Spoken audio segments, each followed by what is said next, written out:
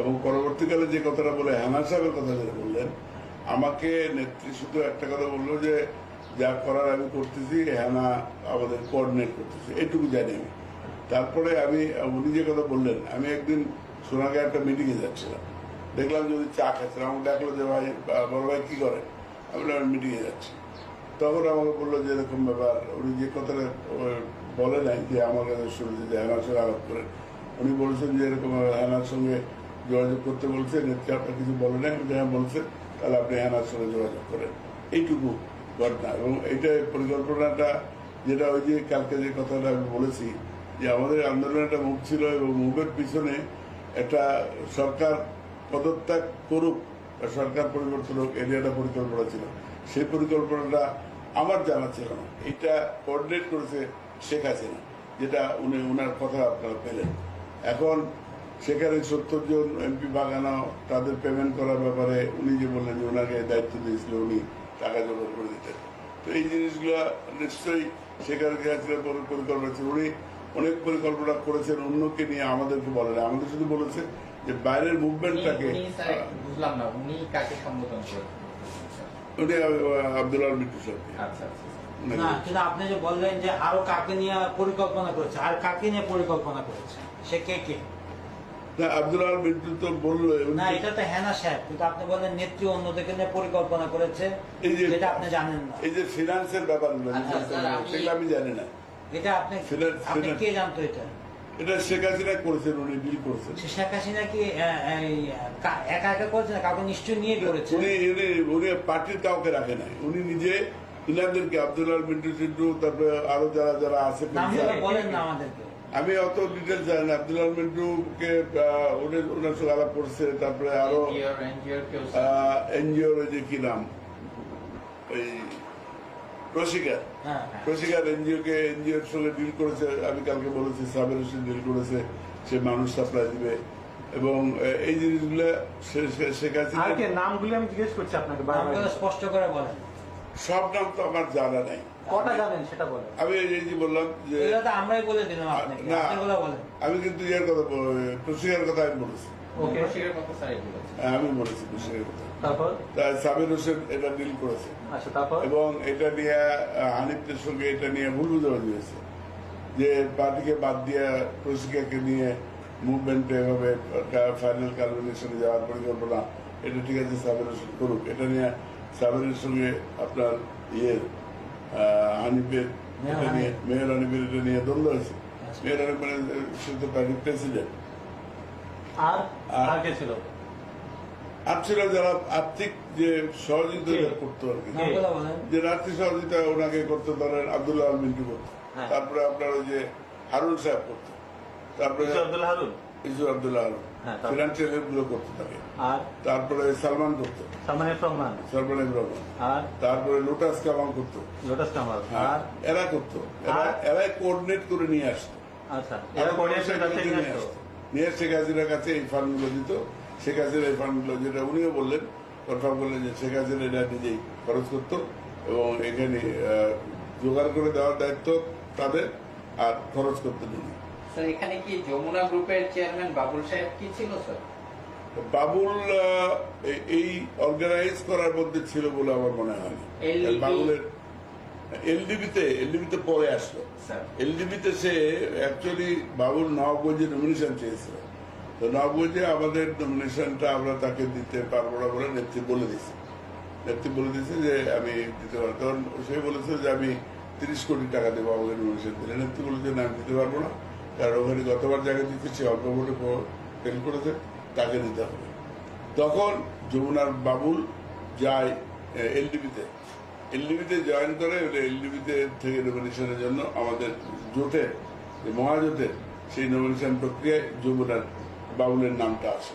কিন্তু এটা আমরা অ্যাকসেপ্ট করতে পারি না, কারণ নূর আলীকে বাদ দিয়ে আর বাবুলকে দিতে নেত্রী রাজি হয়নি। নুরুল ম্যাডাম টাকা দিত? নুর নিশ্চয়ই টাকা দিত। স্যার, একটু আমি আসার আগে বোধহয় আপনি স্যারের সাথে কথা বলতেছিলেন একটা ব্যাপারে, যে এই জিনিসগুলো মানে এই যে প্রশিকার লোকজনকে ঢাকায় মুভ করা, এমপিদেরকে ম্যানেজ করা, এটা আপনার না, মানে আপনি এটা লোকজনকে এঙ্গেজ করেন নাই, না you are engage by your leader, জি। মানে শেখ হাসিনা কর্তৃক। জি। আচ্ছা স্যার, আমি আরেকটা জিনিস জানতে চাচ্ছি স্যার, ওই আপনি বলতেছিলেন যে ওই এই যে নীল নকশার বাজেটের অর্থের যোগানে কি শিকদার হসপিটালের কেউ ছিল, সম্পৃক্ত ছিল? সিদ্ধার হসপিটালের যে মালিক, জি স্যার, উনিও ফিনান্স করতো। উনিও ফিনান্স, জি, ফিনান্স করতো শিকদার সাহেব না, সিদ্ধার সাহেব। জয়নুল হক শিকদার। আচ্ছা, এই যে আপনি বললেন এত যে ফাইন্যান্স করতো, এগুলা হিসাব কার কাছে আছে? হিসাব উনি এগুলো হিসাব কাউকে দিত না, আমরা জানি না। উনি নিজে খরচ করতেন, নিজে নিতেন, নিজে ডিস্ট্রিবিউট করতেন। তা আপনি ওনাকে বলেন নাই যে নেত্রী, এটা তো একটা অপরাধ, সরকার যে কোনো একটা অর্থের একটা অ্যাকাউন্টেবিলিটি থাকা উচিত, অ্যাকাউন্টেবিলিটি না থাকলে সেখানে দুর্নীতি আসতে পারে, স্বচ্ছতার একটা সমস্যা হতে পারে। আমরা তাকে এইটুকু বলেছি যে যেটাই যে টাকাটা আসছে, এটাগুলো কোথার থেকে আসছে এটা আমাদের একটু জানলে ভালো হয়। উনি আচ্ছা। বললেন যে এটা আপনাদের জানা দরকার নেই। উনি পরিষ্কার বলতেন এটা আপনাদের জানা দরকার নেই, দল আমি চালাই, আমাকে চালাতে হবে। এই টাকা তো উনি, আমরা শুনেছি যে আমেরিকাও অনেক পাচার করেছে, এই ব্যাপারে আপনার মন্তব্য কি? আমি যারা করতে পারে, মানুষের প্রয়োজনে মানুষ করতে পারে, এটা আমি জানি না। যেটা জানি না আমি কনফার্ম তো বলতে পারবো না। আচ্ছা স্যার, ওনার ছেলে শুনেছি খুব বড় একটা বিজনেসম্যান, আচ্ছা, ওই নেত্রীর ছেলে। জয় জয়। হ্যাঁ, জয়। এটা কিভাবে উনি এত বড় একটা বিজনেসম্যান হইলো, কিংবা এটা সম্পর্কে স্যার আপনার ধারণা? জয় বিজনেসম্যান কিনা আমরা জয় জানি, জয় একটা কম্পিউটার ফার্মে চাকরি করে। এটা সে কম্পিউটার ইঞ্জিনিয়ার হিসেবে চাকরি করে এবং ওখানে আপনি বোধহয় বিদেশি পত্র পত্রিকায় দেখেছেন স্যার। হ্যাঁ দেখেছি। হ্যাঁ, তো জানতে এবং জয় এই লোকাল ওখানকার যে আওয়ামী লীগের লিডারশিপ যারা আছে তাদের সঙ্গে মিলে দলের পক্ষে বিভিন্ন জায়গায় লবি করত এবং এখান থেকে যদি কোনো ডেপুটেশন যেত ওই ওয়াশিংটনে কথা বলার জন্য, সেই টিমে জয় অন্তর্ভুক্ত হতো। আচ্ছা স্যার। সে যেত। এইভাবে তার ইম্পর্টেন্সটা দেওয়া হয়েছিল এবং পরবর্তীকালে জয় অ্যাকচুয়ালি ইনিশিয়ালি পলিটিক্সে কোনো ইনভলভমেন্ট ছিল না। এই লাস্টে যখন ও আসলো ঢাকায় তার ভাই বিয়ে করার পরে, তখন তাকে এটা যে রিসিপশনটা ছিল, এই রিসিপশনের মাধ্যমে তাকে পলিটিক্যালি অ্যাম্বিশিয়াস করে ফেলা হলো এবং তখন তাকে নিয়ে বিভিন্ন জায়গায় ঘোরা শুরু হলো। অর্গানাইজেশনগুলো তাকে নিয়ে সভা সমাবেশ করলো। তারপরে নেত্রী ঠিক করলো যে ঠিক আছে, তার বাবার যে কনস্টিটিউয়েন্সি রংপুরে, সেখানে পীরগঞ্জে, সেখানে সে গ্রাজুয়ালি নিজে ডন্ডভঞ্জন ওখানে যে মিটিং করেছে, পাবলিক গ্যাদারিংয়ে অ্যাড্রেস করেছে এবং ধীরে ধীরে তাকে নেত্রী আইডিয়া ছিল আগামী ইলেকশনে তাকে নিয়ে এসে ওইখান থেকে পার্লামেন্টারি ইলেকশন করানো বা উনি করে পরবর্তীকালে বাই ইলেকশনে ওনাকে করানো। ইট ওয়াজ হার প্ল্যান এবং সেভাবে তাকে পার্টিতে ইনভলভ করার চেষ্টা করা হয়েছে। না, তা ঠিক আছে স্যার, আমি বাট টাকার উৎসটা মানে যে এটা আমার ক্লিয়ার হলো না স্যার। তার সাথে বললাম টাকা এইভাবে উনি মানে দেশের বাইরে যে ইয়া করে হ্যাঁ। ডোনেশন নিয়ে হুম, যে টাকাটা হয়েছে ওইটার মাধ্যমে এত টাকার মালিক হয়েছে। So sir, this money is I think the property of Awami League, property of- personal কোনো প্রপার্টি হওয়ার কথা না, তাই না স্যার? জি, আচ্ছা, এটা But- প্রপার্টি বাবু বাট হওয়া উচিত। স্যার, উনি একটা অ্যাওয়ার্ডও পেয়েছেন বোধহয় স্যার, আপনি জানেন বোধহয়। হ্যাঁ স্যার। সিআইবি জি স্যার। তাই হ্যাঁ, সিআইবি কবে হলো? ঠিক আছে। ব্যাপারে দেখেছি আমরা। আচ্ছা, আমি বিদেশি পত্রিকায় দেখেছি। জি। যেটা হোক স্যার, আই থিঙ্ক যেটা যে সত্যি যদি সে এত টাকার মালিক হয়ে থাকে, ঠিক আছে, that money is for the Bangladesh Awami League. আর সেটা যদি সেই টাকাটা It should not count personal ওইখানে যে account. টাকা উঠছে সেই টাকাটা যদি উঠে থাকে বা সেই টাকাটা যদি থাকে সেটা তার মালিকানা এই দেওয়া যে উচিত স্যার না। আপনি বললেন, তারপর ওই যে আরেকজন কে জানি আসলো, মিন্টু সাহেব, ঠিক আছে, আপনার সাথে বসে বললেন যে উনি আপনার স্যার ওই যে টাকা পয়সা দিয়েছেন বিভিন্ন সময়, এটার কোনো চেক এন্ড ব্যালেন্স ছিল না। না, প্লাস এই যে আপনি যেটা বললেন দেশের বাইরে অনেক ডোনেশন উঠে, ওইটারও কোনো চেক এন্ড ব্যালেন্স থাকে না। থাকে না। এটা সম্পর্কে আপনার কি হওয়া উচিত মনে হয়? অ্যাকাউন্টেবিলিটি থাকা উচিত। দলের নামে যদি টাকা আসে সেটা অ্যাকাউন্টেবিলিটি থাকা উচিত। দলের নামে টাকা তুলবো আর নিজে ব্যক্তির নামে ব্যবহার করবো, এটা নীতি বিরুদ্ধ বলে আমি ব্যক্তিগতভাবে মনে করি। আচ্ছা স্যার, 30 এপ্রিলের মাঝে সরকার পতন কিংবা দেশ অচল, ঠিক আছে স্যার। আমি কিন্তু এতদিন সোফার আমার একটা ধারণা ছিল যে যে স্যার আপনি একটা মুখ ফসকে বোধহয় একটা কথা বলে ফেলেছেন, ঠিক আছে। যেটাই হোক, আমাদের কাছে এখন অনেক যথেষ্ট, আপনি একজনের মুখ থেকে শুনলেনই স্যার, এরকম অনেকেই আছে লিখিত ভাবে বিভিন্ন করেছে স্যার। এখন কথা হলো স্যার, আপনার ওইখানে দায়িত্বটা কি ছিল? আমার দায়িত্বটা ছিল to organise the party, to mobilise movement, এটাই আমার দায়িত্ব ছিল।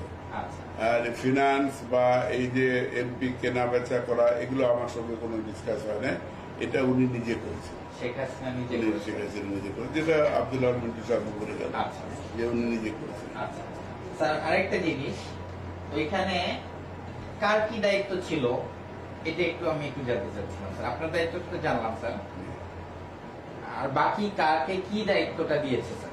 এগুলো ওই অন্য পলিটিক্যাল যারা লিডার, যারা আপনি প্রশিকারটা কথাটা বলেছেন, বলেছেন যে এটা সাবের এটা ডিল করেছে। ডিল করেছে। আর প্রশিকার যে কাজী ফারুক সাহেব আছে, ওনাকে দায়িত্ব দেওয়া হয়েছিল যে লোকজন মোবাইলাইজ করবে জি। প্রশিকার লোকদেরকে। জি। এখানে কি আওয়ামী লীগ পার্টিসিপেট করবেন? আওয়ামী লীগের যে নেতা কর্মীরা আছে, আওয়ামী লীগ অ্যাকচুয়ালি ঘটনাটা তো ওইখানেই হয়েছে। তো প্রশিকাকে দায়িত্ব দিল এবং আওয়ামী লীগকে বলা হলো তোমরা তাদের শুধু সুপারভাইজ করবা, তাদের পার্টিসিপেশনের কথা বলা হলো। যে আমি কালকে যেটা বলেছিলাম, 2 দিন আগে ঢাকা মহানগরীর নেতৃত্ব ডেকে যেটা ব্রিফ করা হলো, এই ব্রিফতে ওনারা অসন্তুষ্ট হলো। ওনারা বললো যে প্রশিকাকে দিয়ে যদি সাবের আন্দোলন করতে চায়, ঠিক আছে আমরা নন কভার করে। এটা হানিফা বললো, মায়া বললো। পরে হলো কি, ঢাকা সিটির যে অর্গানাইজেশনাল মোবিলাইজেশন, সেটা হলো না এবং প্রশিকাও ফেল করলো। তারপরে মুভমেন্টটা ওইখানেই ফেল করে গেল। স্যার আপনার কি মনে হয় এই যে প্ল্যানিংটা যে ছিল, জি। প্ল্যানিংটাতে কোথায় সবচেয়ে বড় ভুল ছিল? হোয়াট ওয়াজ দা, মানে যেটা রং পার্ট, সবচেয়ে বেশি মানে একটা ভুল ছিল, বড় ধরনের ভুল ছিল, এটা কোনটা ছিল? এটা বড় ধরনের একটা ভুল ছিল যে পার্টিকে ইনভলভ না করা আচ্ছা লেটার পার্টে, এটা একটা ভুল ছিল। আর উনি যে কথাগুলো যেটা ওই টাকা দিয়ে এমপি কেনা বেচা করা, এটা আমার মনে হয় যে উনি আরো 2-1জনকে ইনভলভ করলে, পার্লামেন্টে যারা আছে তাদের ইনভলভ করলে জিনিসটা হয়তো কিছু কার্যকর হতো। এককভাবে উনি ডিল করেছেন, এককভাবেই এটা করতে গিয়ে এটার কোঅর্ডিনেশনটা হয়নি। আচ্ছা। এখন স্যার এরকম যে একটু মনে হলো যে অনেককে এখানে বাদ দিয়ে কাজটা করতে চাইছে, হ্যাঁ। কিংবা যে আওয়ামী লীগের যে পলিটিক্যাল লিডার যারা আছে সবাইকে জিনিসটা জানাইতে চায় না। এটার কারণটা কি স্যার, আপনার কি মনে হয়? এটা আমি মনে করি যে এটা জানাতে চায় না। একদিকে হলো যে ওনার এক ক্রেডিটটা যদি সফল হয় ক্রেডিট হবে, আরটা হলো যে যদি জানায় যদি এটা লিক আউট হয়ে যায় তো আগেই এটা নষ্ট হয়ে যাবে। এই দুটা কারণ হতে পারে। আচ্ছা। হেনা সাহেবের সাথে ইয়াটা কিভাবে হইলো, ডিলিংসটা কিভাবে হইলো, এটা একটু সম্পর্কে যদি স্যার বলেন।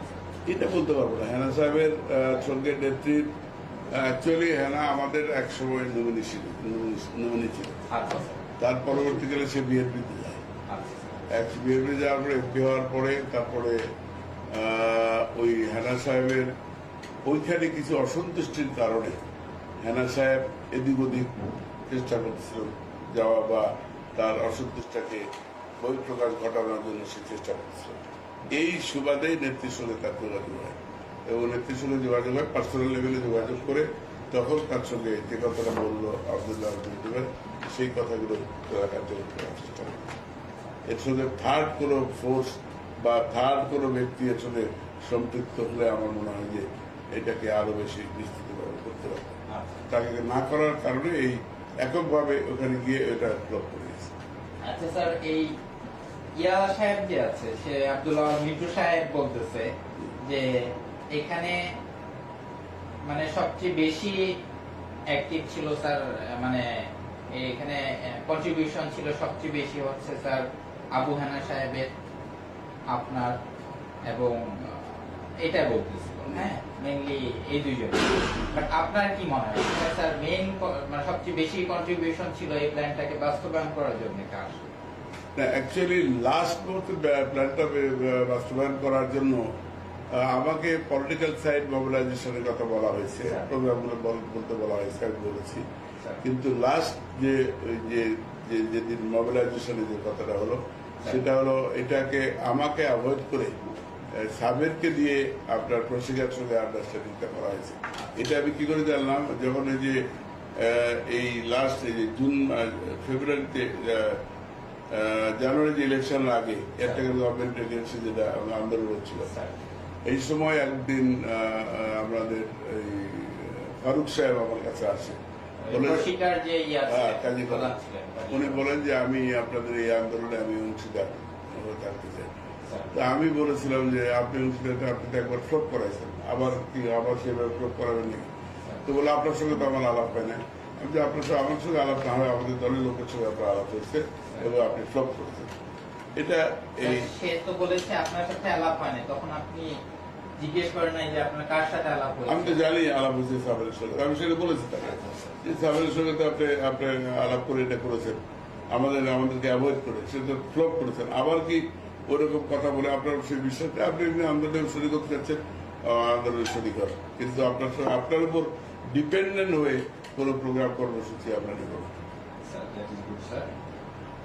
আচ্ছা, এই যে বিএনপির কিছু স্যার এমপি যারা একটু ক্ষুব্ধ ছিল বিএনপির প্রতি কিংবা তারেক সাহেবের প্রতি কিংবা খালেদা জিয়ার প্রতি, তারাই মেনলি শেখ হাসিনা তথা আপনাদের স্যার ছিল, টার্গেট ছিল। এখন এরা কেন ক্ষুব্ধ ছিল আপনার কি মনে হয় স্যার? আব্দুল আওয়াল মিন্টু সাহেব একটা কথা বলেছে, যেরকম যে তারেক জিয়া সাহেবকে খালেদা জিয়া উনি একটা ব্যাপক ক্ষমতা দিয়ে দিয়েছিলেন, যার ফলে সে দরাগে সরাগেন করা শুরু করছিল, সিনিয়রিটি জুনিয়রিটি কোনো কিছু মানত না। হ্যাঁ, যার ফলে যে টেন্সটা চলে আসছিল এতদিন, যে আমাদের রাজনৈতিক নেতারা দেখা যেত বিভিন্ন সময় দুর্নীতি করতো, এটা সেটা করতো, হ্যাঁ, কিংবা কিছু ফেসিলিটি নিতে চাইতো, ওইখানে যা দেখা যেত যে তারেক জিয়া সাহেব কিংবা মামুন সাহেব যা ভাগ বসাইতো, এগুলো পারে নাই কারণে কি তারা ক্ষুব্ধ হয়ে আপনাদের সাথে মানে তাল মিলাইতে? তারা অ্যাকচুয়ালি আবার আমি যেটা মনে করি তারা নেগলেক্টেড ফিল করেছে। যারা এখানে হেনা সাহেব তিনি কিন্তু এনবিআর এর মেম্বার ছিলেন, কাস্টমসের এনবিআর এর মেম্বার ছিলেন এবং বড় অফিসার ছিলেন। তো তিনি স্বভাবতভাবে উনি আশা করেছিলেন যে তাকে একটা কোনো মিনিস্ট্রিয়াল দায়িত্ব দেওয়া হবে, কিন্তু সেটার থেকে সে বঞ্চিত হয়েছে। এই ক্ষোভটা তার ছিল এবং এই ক্ষোভের সঙ্গে আরো অনেকে হয়তো তার সঙ্গে সেই বিক্ষুব্ধ ছিল বিএনপির বহু এমপি, যারা পার্সোনাল লেভেলে আমাদের সঙ্গে কথা বলতে বাড়িতে কথা মূল্য হয় না, কিন্তু পার্টি ছেড়ে আসার মতো এরকম কথা তারা কোনোদিন আমাদের কাছে বলে না। বন্ধু বান্ধব যারা আছে তারা বলে যে ভাই এভাবে আর পার্টি করা যাবে না, করা যায়, তারিখ দিয়ে আধিপত্য তাকে তার আধিপত্য মেনে রাজনীতি করা যাবে না, এর পার্সোনাল লেভেলে অনেকে আমাদের বলে। এখন সেই সেন্টিমেন্টটাকে কাজে লাগানোর দায়িত্বটা হেনা সাহেব নিয়েছিল নেত্রীর সঙ্গে আলাপ করে, এবং সেখানেই সে বলেছে যে কথাটা উনি আব্দুল রহমান বললেন যে সে বলেছিল যে এদেরকে 70 জন এমপিকে নিয়ে আসতে গেলে 70 লাখ টাকাও লাগতে পারে। নেত্রী সেটা বলেছে 30,000 টাকা দেব, আমি দেব, এবং সেই টাকাটা জোগাড় করার জন্য আব্দুল্লাহ আলমিনদের সহযোগিতা চেয়েছিলেন। আচ্ছা স্যার, আরেকটা জিনিস, যেরকম আব্দুল আওয়াল মিন্টু সাহেব সে কিছু জিনিস স্বীকার করে নিয়েছে।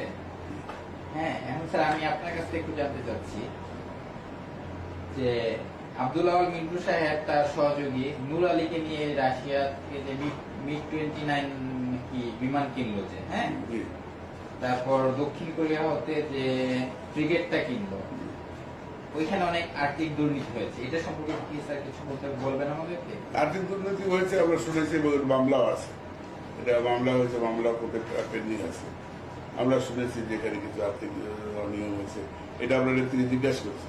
উনি বললেন যে না, আমি আর্থিক দুর্নীতি বড় আমি সেভ করেছি, আমি নেগোসিয়েশনে অনেক দাম কমে নিয়ে এসেছি, সেই সেভ করেছি, এটা উনি আমাদের বলেছিলেন যে নেগোসিয়েশনে যে দামে ছিল টেন্ডারটা টেন্ডার নেগোসিয়েশনে আমি দাম কমাইছি, এটা উনি আমাদের বলেছিলেন। এবং এই কেনার বেচার মধ্যে সময় ব্যবসায়ী এই সম্পর্কে নুর আলী, আব্দুল আল মিন্টু এরা ছিল। আমাদের এগুলোর ব্যাপারে তো আমাদের সঙ্গে কোনো আলাপ হয় রাষ্ট্রীয়ভাবে এই জিনিসগুলো প্রাইম মিনিস্টার ট্রায়াল উনি করেছেন, সেখানে এরা টেন্ডার দিচ্ছে, এরা নেগোসিয়েট করেছে, তাদের সঙ্গে তার সেই ডিলগুলো হয়েছে। এতে আমাদের কোনো সময় সম্পৃক্ত করে না। আর স্যার আপনি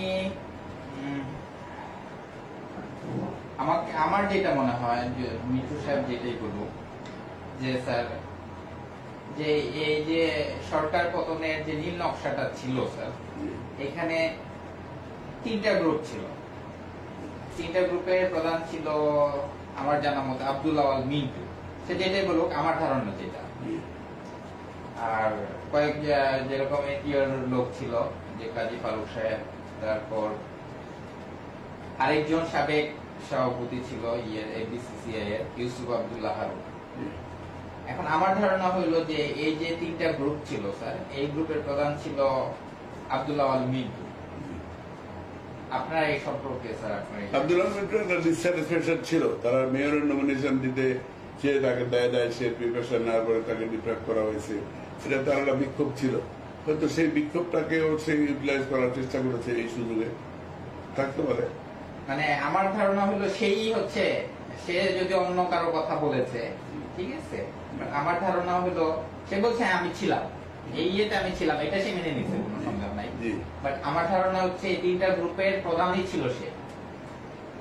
থাকতে পারে, টাকা পয়সা তো লাগবে, তার সেই টাকা পয়সা জোগাড়ের সেই মানে টাকা পয়সা সবকিছু অর্গানাইজ করতো। এই যে এই ইয়াটা প্ল্যানিংটা সাকসেসফুল করার জন্য কেমন টাকার ইয়া করা হয়েছিল স্যার? আমি যেটা বললাম যে আমি এই লেভেলটা আমার সঙ্গে এখন আলাপ হয়নি।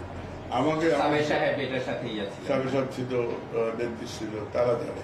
কিন্তু আমাকে এর মধ্যে আমাকে শুধু ফিল্ডে আমার শুধু এই কথাগুলো ছেড়ে দেওয়া বা মবিলাইজ করা বা পলিটিক্যাল মুভমেন্টের ডাক দেওয়া, এইগুলো আমার দায়িত্ব ছিল। যেভাবে উনি বলতেন যে এটা এইভাবে বলেন, এইভাবে বলেন, এইভাবে বলেন, সেভাবে আমরা বলতাম। আমি পানি খেতে পারি? হ্যাঁ স্যার, আমি